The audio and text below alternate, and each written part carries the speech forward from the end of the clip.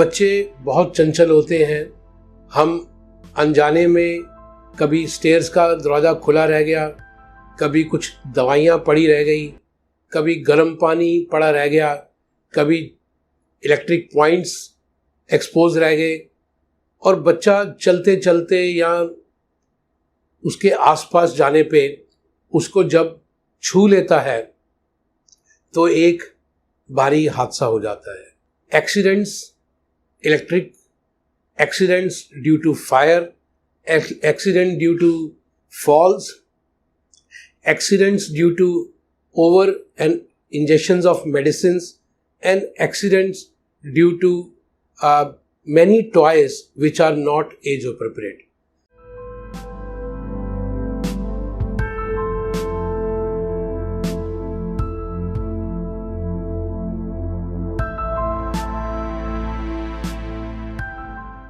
Hello friends, मैं दीपा मेहता एक बार फिर हाजिर हूँ फोकस चैनल का बॉडी क्लॉक प्रोग्राम लेकर। दोस्तों, क्या हम जानते हैं कि बच्चों में बीमारी के अलावा भी बहुत ऐसी चीजें हैं जैसे चोट लगना या एक्सीडेंट होना। इस तरह के काफी केसेस हैं जिस पर हम लोग अक्सर के बहुत कम ध्यान देते हैं या कम बात करते हैं। इन्हीं सब बातों के ऊपर आज हमें डॉक्टर साहब बताएंगे कि किस तरीके की ऐसी प्रॉब्लम्स भी हैं जो बीमारी के अलावा भी बच्चों के लिए बहुत रिस्क फैक्टर्स हैं। डॉक्टर नारंग आज हमारे साथ जुड़ रहे हैं इसी टॉपिक पर बात करने के लिए। नमस्कार, मैं doctor Parvinder Singh Narang, director pediatrics Max super speciality hospital Shalimar Bagh. एक प्रॉब्लम जो हम होने के बाद सोचते हैं कि अगर मैंने ध्यान दिया होता तो आज मेरे बच्चे पे ये दुख ना आया होता, और वो है एक्सीडेंट्स। बच्चे बहुत चंचल होते हैं। हम अनजाने में कभी स्टेयर्स का दरवाज़ा खुला रह गया, कभी कुछ दवाइयाँ पड़ी रह गई, कभी गर्म पानी पड़ा रह गया, कभी इलेक्ट्रिक पॉइंट्स एक्सपोज रह गए, और बच्चा चलते चलते या उसके आसपास जाने पे उसको जब छू लेता है तो एक भारी हादसा हो जाता है। ये बच्चा बिल्कुल स्वस्थ था और इमीडिएटली जलने से, गिरने से या और तरह का केमिकल इंजेक्शन से या मेडिसिन से उस बेचारे को एक सीरियस बीमारी हो जाती है। वर्ल्ड ओवर जहां पर हमने इन्फेक्शंस पे काबू पा लिया है, जहां हमने वैक्सीनेशन से बहुत सारी बीमारियां जैसे पोलियो, मीजल्स, स्मॉल पॉक्स खत्म कर दिया है, वहां पर देखा गया है कि जब हमने इन्फेक्शन और वैक्सीनेशन से बहुत सारी चीज़ों में तरक्की कर ली है, वहां पर एक्सीडेंट्स जो हैं एक इम्पॉर्टेंट कारण है जो अभी भी कुछ बच्चों में और कुछ एडल्ट्स में प्रॉब्लम्स करता है। आइए देखते हैं कि किस किस तरह के एक्सीडेंट्स बच्चों में होते हैं और उनका बचाव कैसे करना चाहिए। इलेक्ट्रिकल एक्सीडेंट्स,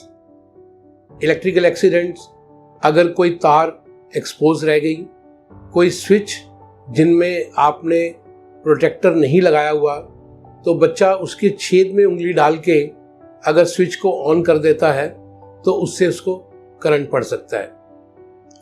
तो सबसे जरूरी है, जब बच्चा आपका 6-8 महीने के बाद क्रॉल करना शुरू कर देता है, साल के बाद चलना शुरू कर देता है, तो आपको अपने विसिनिटी में इन सब चीज़ों का ख्याल करना है। तो बिजली के सर्किट से होने वाले एक्सीडेंट्स का बचाव यही है कि आप इन पॉइंट्स को बच्चों की रीच से दूर रखें, और इनमें एक सर्किट होता है जिसको लाइन ब्रेकिंग कहता है। ये सर्किट बहुत इजीली लग जाता है कि जैसे ही कोई ह्यूमन बीइंग अगर लाइफ सर्किट को टच करेगा तो ऑटोमेटिक कट ऑफ हो जाता है, और ये एक बहुत सिंपल सर्किट ब्रेकर होता है जो आपके मेन सर्किट पे लग सकता है। तो इमीडिएटली ऐसी चीज़ों का इस्तेमाल करना चाहिए। अब देखते हैं किचन में होने वाले एक्सीडेंट्स।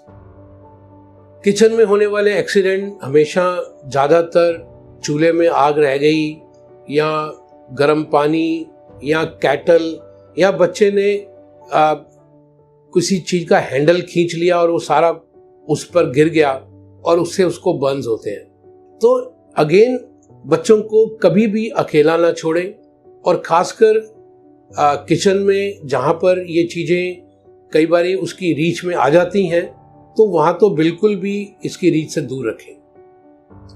अब अगर बच्चे पे कोई गर्म चीज़ पड़ जाती है तो सबसे पहले इमीडिएटली उसको ठंडे पानी से, उसको टैप वाटर में या उसको सिंक पे पूरा पानी से भिगो दो।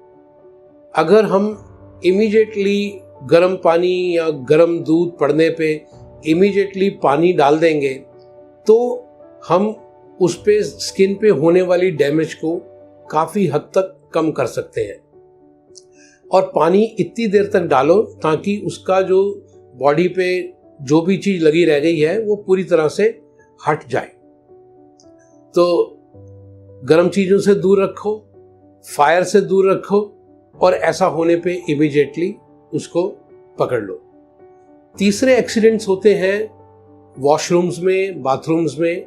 आप बच्चे को नहलाने जाते हो, बाल्टी में थोड़ा पानी है और आपको याद आया कि आप टॉवल नहीं लेके आए, तो आप बच्चे को कभी भी वॉशरूम में, बाथरूम में अकेला मत छोड़ो। कुछ इंच पानी भी बच्चा उसमें गिर के उसका सांस रुक सकता है और वो कुछ सेकंड्स में भी बच्चे को काफ़ी डैमेज कर सकता है। तो ऐसा एरिया जहाँ पर पानी इकट्ठा है वहाँ पर कभी भी बच्चे को अकेला मत छोड़ो। चौथे एक्सीडेंट्स होते हैं गिरने से।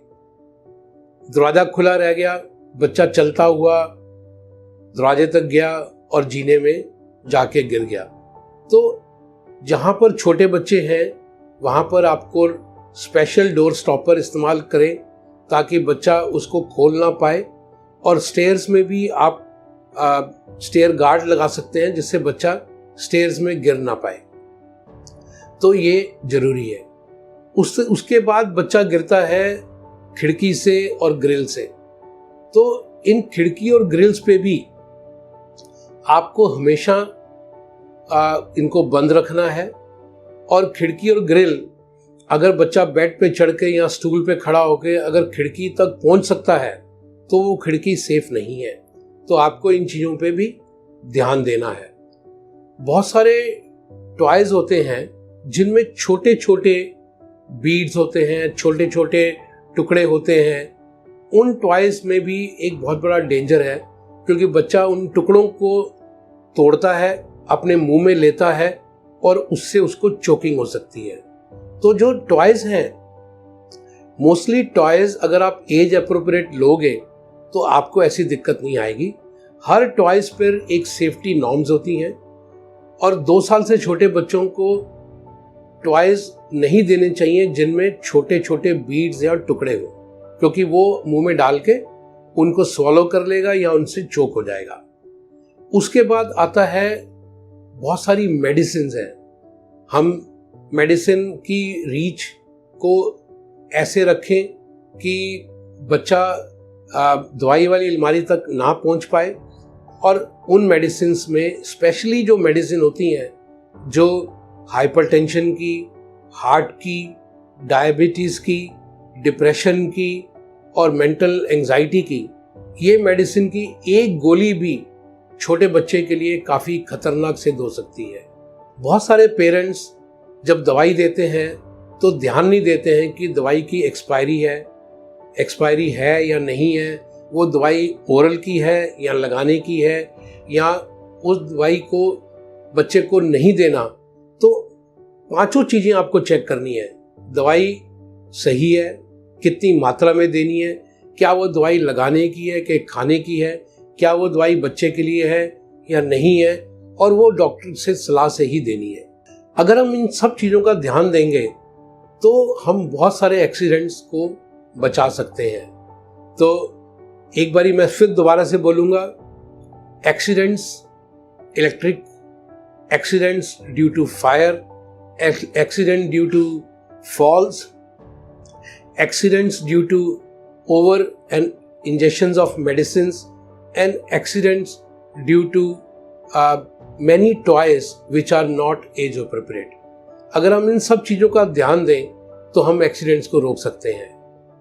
एक और चीज़ मैं यहाँ बताना चाहूँगा, अगर सपोज ऐसा कोई एक्सीडेंट हो जाता है, जैसे मैंने बोला बर्न्स में आप इमीडिएटली उसको पानी से बहुत अच्छे से वॉश कर दें। इलेक्ट्रिक सर्किट से कोई एक्सीडेंट हो रहा है तो बच्चे को छूने से पहले इमीडिएटली इलेक्ट्रिक सर्किट को ब्रेक कर दें ताकि वो उससे इलेक्ट्रिक सर्किट से और डैमेज ना हो। और सिमिलरली केमिकल्स से भी आप इमीडिएटली वॉश करके केमिकल्स को कर सकते हैं। पर इन सब में डॉक्टर की सलाह जरूर लें, क्योंकि कुछ केमिकल्स ऐसे होते हैं जो आपकी फूड पाइप पे परमानेंट डैमेज कर सकते हैं, तो उन केमिकल्स का इलाज एप्रोप्रिएटली करना चाहिए।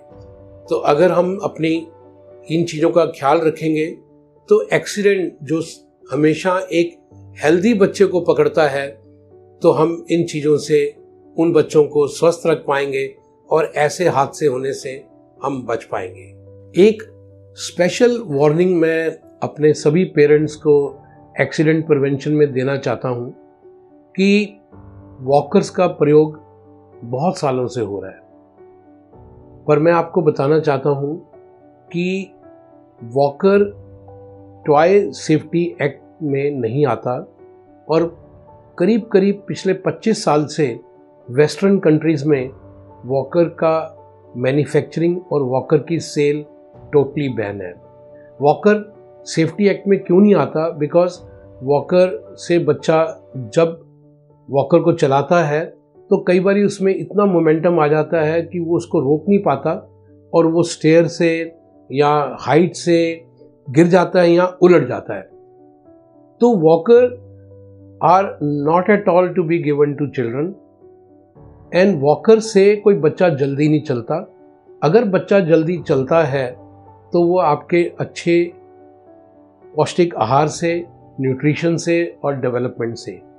एक चीज़ आप बच्चों को दे सकते हो जो चलने में मदद करेगी, वो होता है हमारा पुराना और बहुत पुराना रेड़ा, जिसको कि बच्चा उस पर 2 व्हील्स लगे होते हैं पीछे और एक आगे लगा होता है और बच्चा उसको स्टैंड पे पकड़ के चलाता है। इससे बच्चा पुल टू स्टैंड भी करता है और फिर उसको साथ में बैलेंस भी करता है और चलाता है। और इसमें भी आप जब ये देते हैं तो आप अपनी निगरानी में देंगे, क्योंकि आप दे के छोड़ेंगे नहीं, क्योंकि छोड़ेंगे तो वो फिर से उसको आगे खींच के ले जा सकता है। हाँ, इसमें उतना गिरने का डर नहीं है बिकॉज इसका मोमेंटम उतना नहीं होता। तो हर टॉय पे जो आप बच्चे को दो उसकी टॉय सेफ्टी रेगुलेशन देखो, उसका एज एप्रोप्रिएट देखो और ऐसे टॉयज जैसे वॉकर बिल्कुल भी ना इस्तेमाल करो। धन्यवाद। आज हमें डॉक्टर PS नारंग ने बहुत सारी अहम जानकारी दी, जिसके चलते हम अपने बच्चों की केयर कर सकते हैं। Thank you doctor.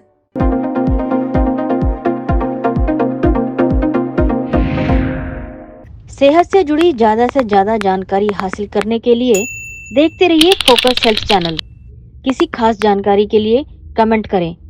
Focus health channel को सब्सक्राइब, लाइक और शेयर करना ना भूलें।